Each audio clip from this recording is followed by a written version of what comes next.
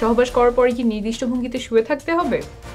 ঘন ঘন বীর্যপাত করলে কি পুরুষের প্রজনন ক্ষমতা কমে যায়? বৃহস্পতিবার সুপ্রিম কোর্টের আইনজীবী ব্যারিস্টার মোহাম্মদ হুমায়ুন কবির পল্লব জাতীয় নাগরিক পার্টির জ্যেষ্ঠ যুগ্ম সদস্য সচিব ডক্টর তাসনিম জারার বিরুদ্ধে অশ্লীলতা ছড়ানোর অভিযোগে ব্যবস্থা নিতে এই আইনি নোটিশ পাঠিয়েছেন। একই সঙ্গে ব্যবস্থা নিতে বলা হয়েছে ডক্টর জাহাঙ্গীর কবিরের বিরুদ্ধেও।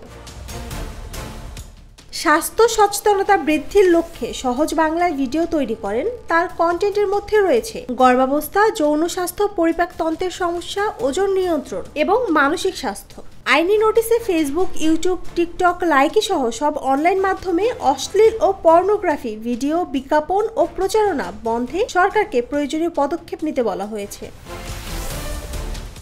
নোটিশে বলা হয়েছে ডক্টর তাসনিম জারা সহ অনেকেই সামাজিক যোগাযোগ মাধ্যমে বিভিন্ন পরামর্শের আড়ালে যৌন উত্তেজক ওষুধ বিক্রি করে থাকেন।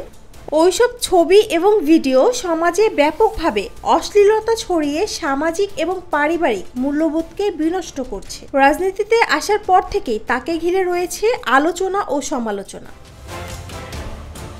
নুসরাত জাহান শম্পা, নিরপেক্ষ নিউজ ডেস্ক।